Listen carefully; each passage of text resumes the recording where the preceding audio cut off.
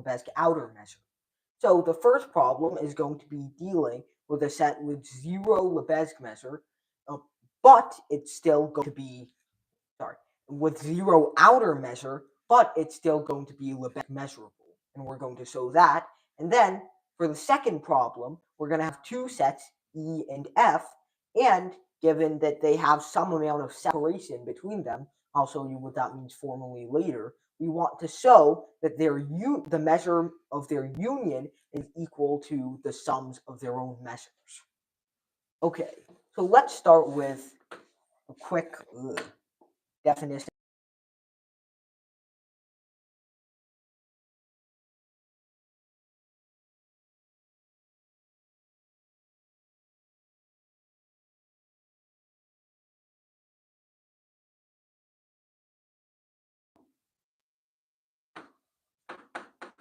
The outer measure of a union measures of each one. Well, if they're disjoint.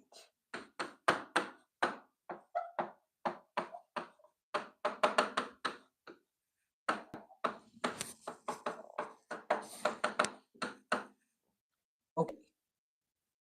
So those two things can give a lot of different definitions of the measure, but they're all we need to answer those two questions.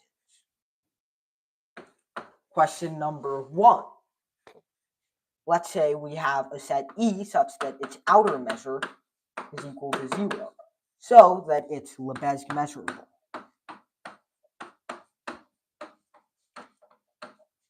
Now, we're going to use, I don't actually remember the name, it's like the Cote d'Hon or something, which tells you that E is Lebesgue measurable if and only if for all sets A and RD, the outer measure of A is exactly equivalent to the outer measure of A intersect E plus the outer measure of A without E.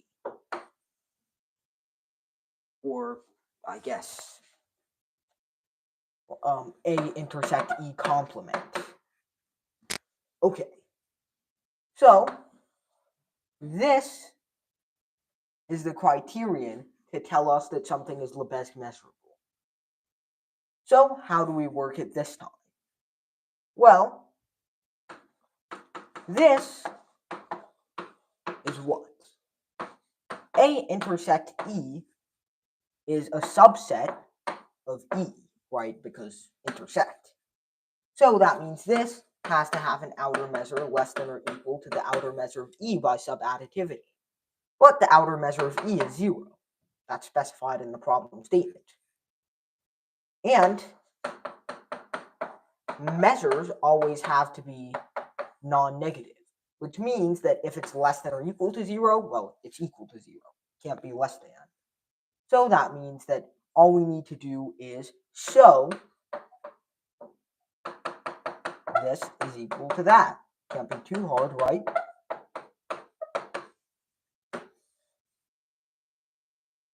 Okay, so what are we going to do in this scenario? And also, don't think that this implies emptiness. It does not.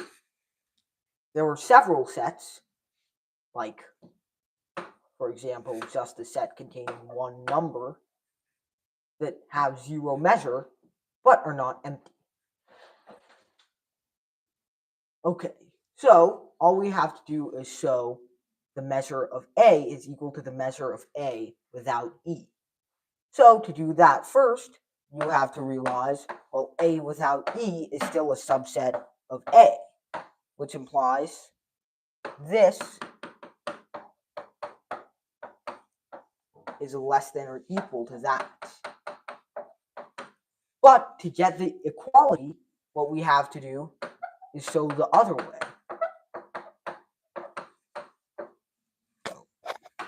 No.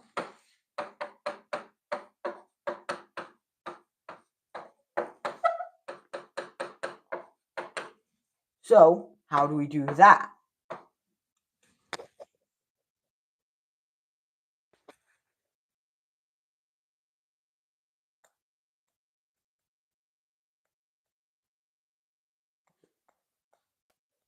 Yeah, okay.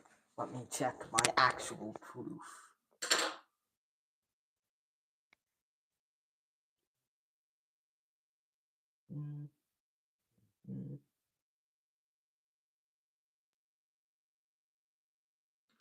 Oh, okay. I see. That was stupid. Well, A is equal to A intersect E union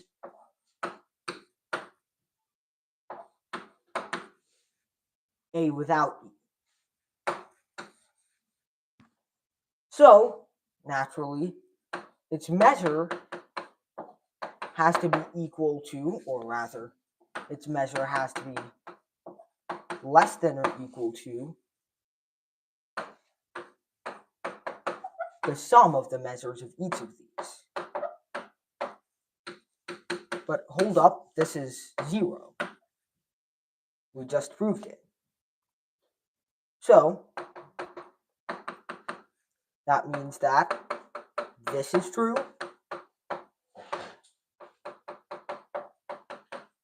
and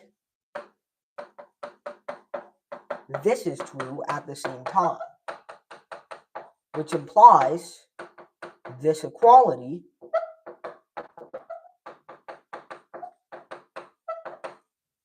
which also implies this equality.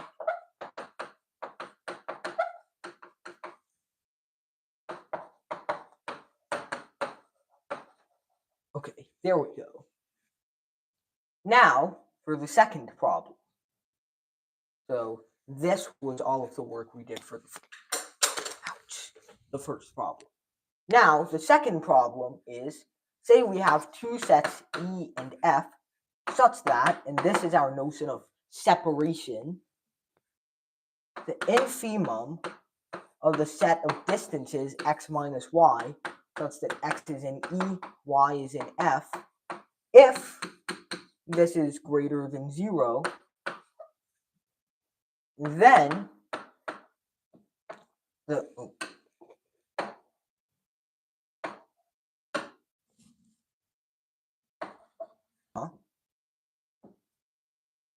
did it crash?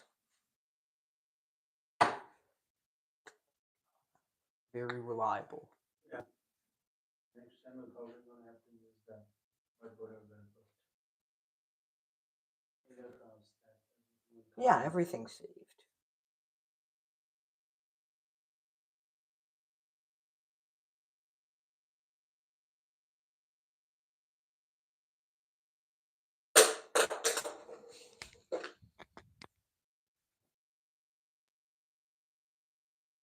Okay, yep.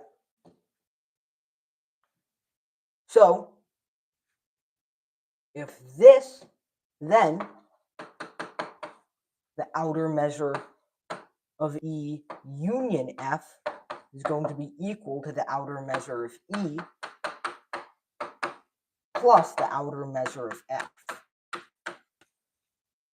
So how do we prove this? Well, normally, this is equal to the measure of E plus the measure of F minus the measure of E intersect F. Now, if we totally made sure this is equal to 0, then this would hold true. So, in other terms, if this, then we can instead say the measure of E intersect F is equal to 0. Now we'll do this via proof by contradiction. Now, assume we have inf x minus y, x in E, y in F is indeed greater than 0, but no matter what, or however, the Lebesgue measure of this is not equal to 0. So then, that's explicitly saying, because by the axioms of the outer measure, this, the measure of the empty set, is equal to 0, this is implying the intersection of E and F isn't empty. But that can't be true. Why? Well, let's assume X is in E intersect F, right? So assume this is true. Then X is probably not the best symbol to pick, given what we just used. Let's say Z is in E and F at the same time. Well, this implies Z is in E, but this also implies Z is in F. So that means it could be one of the X's picked, and it could be one of the Y's picked over here, which would mean that Z minus Z, 0, would be an element of this set. But that would mean that there existed an element of our set that's less than the infimum, which should be the greatest lower bound. Which, I mean, if this is a lower bound, this can't be true. So that means that we found a contradiction. That means we found a contradiction because even though the infimum is greater than 0, we found that it's necessary for 0 to be an element of the set, which can't be true if the infimum is greater than 0. Hence, that means this can't be true, and if this is true, this measure is indeed equal to 0, which makes the measure of E union F indeed equal to the measure of E plus the measure of F. So that's it. Thank you everybody for watching, and we'll see you in the next one.